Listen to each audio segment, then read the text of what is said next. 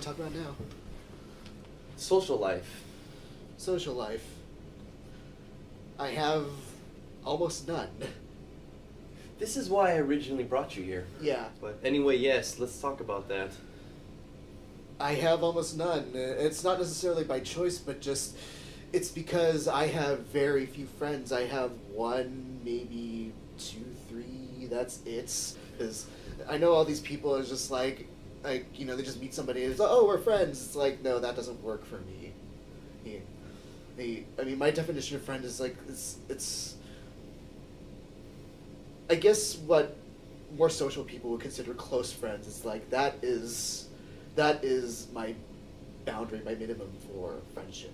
And I would love to have more, but I just don't. I mean, just during my college years, and just what effed me up is that, like, not having friends is not only lonely, but having good quality friends is what keeps you grounded and sane. I mean, because people, like it or not, are social beings. And the fact that I don't really have friends, I can definitely count one, but then there's like maybe a couple in the maybe pile, and just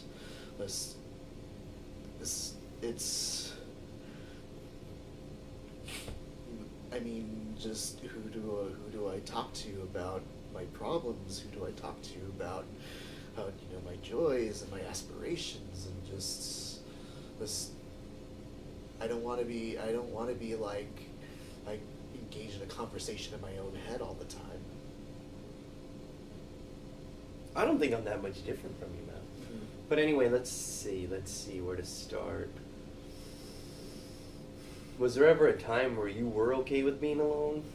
Because I used to have this illusion that there was so much strength in being alone, and you see a lot of people that if they are alone and they can't handle it, I was okay with it. It was I would say I had that mentality like the latter half of high school. Well, the period where I consider myself an arrogant jerk, and just that arrogance pretty much fell away. During my college years, during my early 20s, when I realized I had depression, and just I started realizing that not having friends is not okay. Because you're not really talking to anybody, you're just talking within your own head, and just this, and then if you're only talking to an echo chamber, then what help is that? I think that's one of the traits of insanity. I'll tell you a closed-minded perspective. Uh-huh. One of the things that used to keep me comfortable with being alone is, and this is rude, this is mean, Uh-huh. dude, when you look around and you see people that are not only different from you, but unfortunately in some cases that they possess traits that you're either against or that you find unhealthy. Yeah. Just basically a very strong differences that it even seems unhealthy to associate with. Yeah. And it seems hard to, because I mean, I've been in my own head for so long that I'm a fan of deep stuff, deep-rooted stuff. Yeah. And this is something that's not visible when you're out in society. You don't know people just yet. Like, it's not even something you can establish, so it's even harder.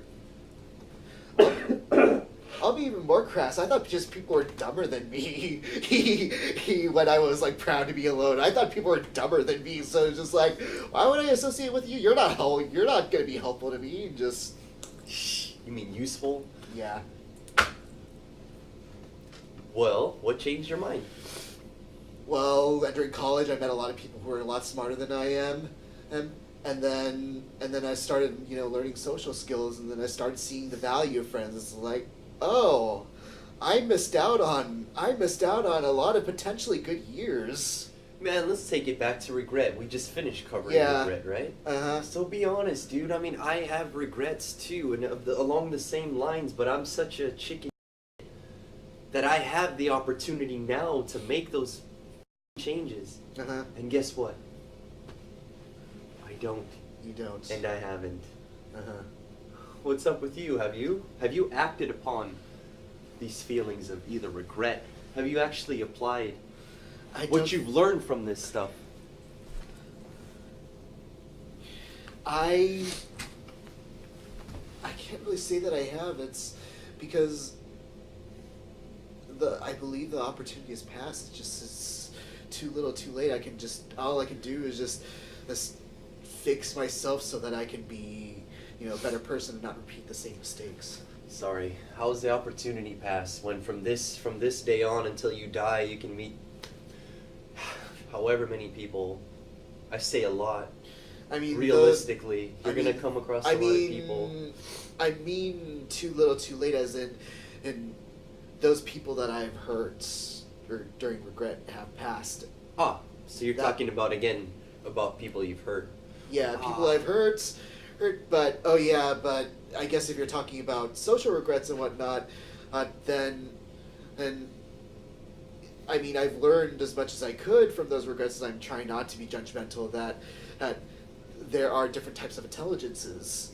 It's not just book intelligence. I mean, in terms of like social intelligence, I would consider myself behind the curve. I'd probably consider myself pretty stupid. I'm sorry. I guess the point that I left off on was, are you applying all these newfound insights? So for the future of your social life, are you braver now, and are you gonna act upon? Because I guess I just admitted that I still won't, even though I know. No, I'm pretty chicken too. I mean, I'm pretty chicken too, and just like the problem is that I've gotten so used to being by myself, and just that's what's become comfortable, and it's really hard to get out of something that you've been comfortable with for years, and it's just people intimidate me. It's just like, oh, I hope I don't say anything wrong. I hope I don't say something stupid, and just whereas other people, more social people, are braver than I am. It's just like, okay, I screwed that up. Okay, maybe I'll try a different technique.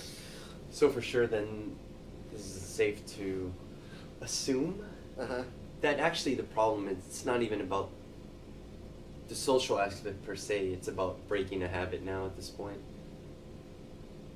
Yes. Let's go to another aspect, which is a possible social problem. I guess this will cover two topics.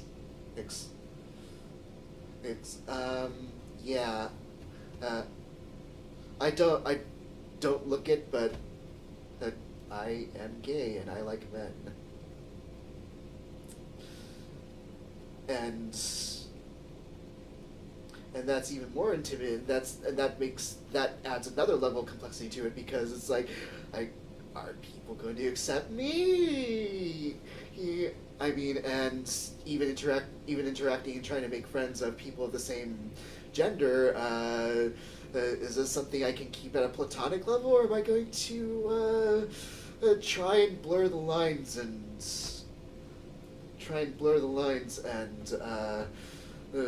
do something that they may or may not agree with, or maybe have partners that will probably not agree with. Times have changed, I thought, and it's not. But yeah, I understand that. But you've seen the positive change, right? That yes, I have. But those fears are still there.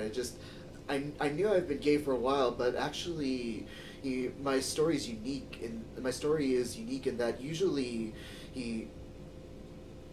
homosexual males come out, on average, by their teens or their 20s. I didn't come out until like 2 years ago. 33. 33. When you say come out, you mean you've actually... So before 33, you were not dating men? I was not dating men. I was still not dating men. I mean, I didn't mean come out like... Sorry. I mean, come out as in that people know, especially important people in my life, know that I like men. And until 2 years ago. And when I finally came out, there was varying levels of acceptance, but there was acceptance. But I mean, the fears are still there because I have lived and experienced times where there was much more bigotry and it was more acceptable to not be accepting then, and it's only actually within the last maybe few years, like last at maximum like 10 years, when it was like starting to be acceptable to be to be out and be out and proud as a gay person. And I mean, me being an introvert, on top of it, it took me a while to get, and having experienced all that, it just like all those layers, it made things complicated and made me not want to come out, because I did still, for a while, did not think it was safe to. I was worried about the responses. I was worried about whatever. And I mean, the reason I'm doing it now is because at a certain level, I don't care anymore. I feel like I have nothing to lose anymore. I mean, what can I lose? What's your dating life like? Non-existent. For how long has it been non-existent? It has always been non-existent. I mean, not to say that I haven't had sexual partners, but those are very few. It's just there were definitely less than five total, well, throughout my life. Which is, I mean, given how many years I could have been sexually active, it's not a really good record. And even then, they were just like one-offs or two-offs, or that's it. And yeah, and then dating life is non-existent because it's like I don't. Number one, I'm an introvert. Number two, I don't fit the stereotypes of an appealing homosexual male, and number three, socializing intimidates me. What are you gonna do with these 4 things moving forward? Oh dear, that's a good question. And I mean, I can't. I mean, the whole introverted thing, that's not going to fix itself that's probably not going to fix itself for a long while. I will probably always be at some level an introvert. In terms of just socializing in general and making friends, I know I can't wait for people to come to me because they're not. I mean, there's so many people around, and they only have so limited time, and I guess the only choice is to take a risk and just start talking about anything, disappointment and the heartbreak, and if things don't work out, I still haven't been through enough of it to be able to brush myself off and pick myself up and go at it again, not instantaneously at least. That's what I was going to say. Well, there's a part of you, that whole fear of failure. Yep. Making friends? Yep. What do you believe is the worst thing that could happen? That they're going to break my heart or disappoint me. Isn't it worth it? The memories and the instances in which, I suppose I was asking what's the worst that could happen with meeting a new person. Oh, yeah. I feel like it's easy to say that it can't go that bad or that wrong, right? The heartbreak of rejection. Oh, people can be cruel. People can be cruel. Well, I have unfortunately had experience that while, trying to look for, more than a friend. And people can be really cruel. I had these things about world peace, treating everyone equally, and but I have to admit that when I go out into the world, there's so much wrong in my perception of things. I'll see someone, I'm like, well, we don't have anything in common, or well, I'm pretty sure this person believes in, conflicting, where their personality just doesn't look like it would click with mine. I still struggle with actually applying a lot of these nicer ideas that I have. Mm-hmm. I haven't given up, Yeah. So, I mean, just on a side note, I don't have the ability to say hello and strike a conversation with literally anybody I walk past. Definitely not me. Definitely not me either. Usually, more often than not, other people initiate, and then I'll continue the conversation. I mean, as best as I can, and there might be a lot of awkward silences, but Here's what I want to know. When you see someone, a stranger, like, what are some of the qualities in that person that you do feel like you can build off of? Like, hey, that interests me in that person, or hey, they look like they're worth knowing, and I hate to say it, but I guess I guess we are.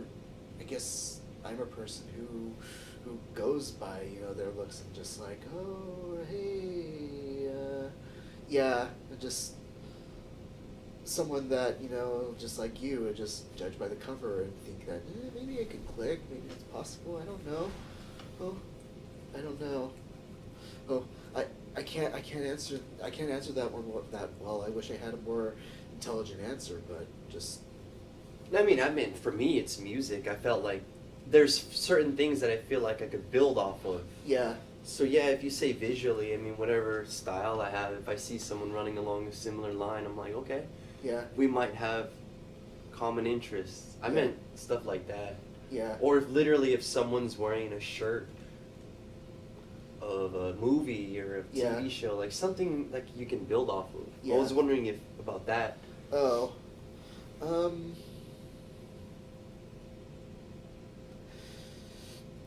It's a really difficult question for me to answer, just because I don't normally approach people. I just see them as people passing by, and I wish I had a more intelligent answer, but I don't. It's okay. We can go back. We can come back to that. Yeah. What is one of the worst things that's happened to you between you and a friend? Whether it was betrayal or what would feed into your fear, like what gave you the evidence to believe that people are cruel? And it couldn't have just been stories about other people. Did something happen to you? Well, a supposed friend basically used information I told them in confidence against me. Well, this goes back even during childhood, like during elementary school, and Just a lack of trust? yeah. How about this? How often do you think about this whole social bit? And how often do you tell yourself, all right, I'm going to try to make an effort today, or I'm going to take a step forward and, trying to meet people and get past all this stuff we talked about? Socializing scares the crap out of me. It's just like, oh, what do I say? It's intimidating. I mean, there are people for which socializing comes way more naturally, but just for me, it's terrifying. It just just everything just starts going, like my body just starts getting stiff and just like, yeah. You have somewhat of a problem, right? Can we Yes, say I that? do. You have a problem? Uh-huh. But you're aware of the problem. Uh-huh. You're even aware of the benefits of, breaking out of it, right? And Uh-huh. changing, right? Yeah. Yet you are sitting in this space where you're not going to do anything about it. Because it's more comfortable and because it's been a habit I've built up for many years. Yeah, I'm not talking shit in any way. Yeah. But it just seems like there's somewhat of a responsibility once you're aware and once you can see, Uh-huh. the way things should pan out. So as of right now, you're just not going to make an effort until... Is that safe to say? That you're going to continue to sit in this space? Mentally? Like it or not, I think that is a safe thing to say. Yeah. Yeah, the fear and the habit of not, I don't because of all the because I have a fear of failure. I have a fear of getting hurt, and that outweighs what I believe to be the the possible benefits of having so many, having more friends and whatnot. I mean, I hear stories from more social people about like, oh, it was just like this friend burned me, this friend turned on me, and just this. I just think it's more worth it not to deal with that drama than. We're only gonna live one life, and if these experiences, seriously, they're not gonna kill us, man. And at this point, I'm sure that we both have an awareness that any bad life experiences, we can analyze it and we can flip it. It won't stay in that state too long, right? I'm not trying to give you advice right now, but I just feel like I just wanted to say that, for all the bad that could happen, I don't think it'll be as hard as it making it out to be. And it won't be as hard because you're smarter than you were before and you're just able to see it. But don't worry. Me too. I see this whole thing and I'm in a similar spot. I promise I'm not as social as I look. Let's just turn this off, drink, and go somewhere and see. Force it to happen, and then we'll film that little adventure. Oh, I did want to address one thing. What? I wanted to flip the script. Okay. Yeah, that's fine. You feel this way. You see that. So, what would you tell someone if the roles were reversed and you were talking to someone that's saying all these things? What would you say to them? I don't know what I would say. Hey, all I could say is that from my own life experiences is developing friends and having friends are important things, and I would just try to say is like try not to neglect that. I know that socializing can be very difficult and intimidating, and sometimes it ends badly. But I can't really give that advice because it sounds so hollow. It sounds so hollow. Just like don't worry, just go out there and you'll be okay. And just how can I genuinely say that if I don't believe it? No, I mean I got what I had set out for, which was just an honest story.